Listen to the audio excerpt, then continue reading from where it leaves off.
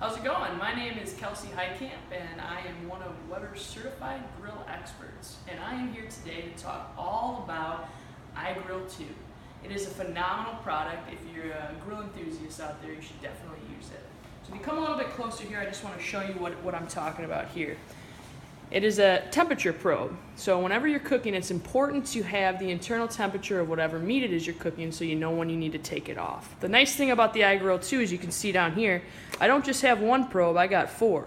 So I could do everything if I'm cooking a brisket and a pork shoulder at the same time, or if I got 4 different turkeys or chickens in my unit, I can have them all probed to make sure they're coming off at the right temperature.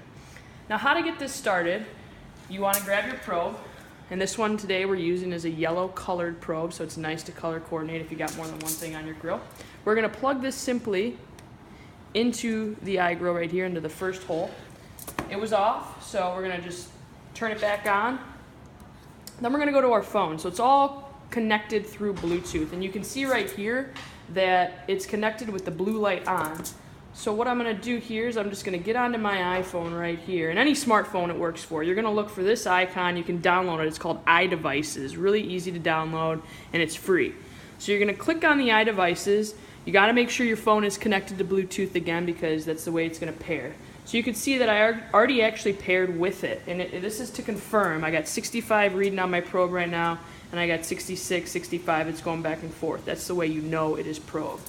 Now the cool thing about this is you can set up your clock, so you can kind of choose what you're doing. Today we're doing steak, so I'm gonna throw steak in. I like my steak medium rare, so I'm gonna put that on there right there, and it's gonna tell me when it gets to 130, it's gonna start buzzing about 10 degrees before that to make me aware. Because we've all been there where we've overcooked our food because, you know, at barbecues you start talking to your friends, your family, you start, having a few adult beverages, next thing you know, you overcooked your steak. So this will really prevent you from doing that. That's why it's so awesome. The way that we want to probe it, always with any meat, is you're going to take it and you're going to put it into the side of the meat. You never want to probe straight down, because a lot of times what will happen is if you get too close to the bottom, the probe can actually stick through and give you an inaccurate reading and hit the grate. So what we're going to do is we're going to go through the side here. We're going to make sure it's nice right in the center. It's always good to probe the meat in the center of whatever it is that you're cooking. Then we have our grill set up for direct hot heat grilling. So with steaks you want to do it probably 450 to 550. I like to do around the 550 range. We're going to put this on, we're going to set our timers, and then we'll be good to go.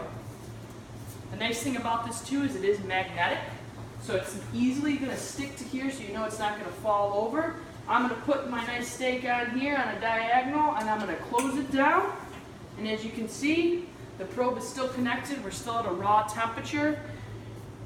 And in about 3 minutes, I'll flip it. You're going to see the temperature is going to rise. And then after another additional 3 minutes, you're going to see it's going to alert you when it gets to around 120 degrees to take it off at that 130, 135 medium rare.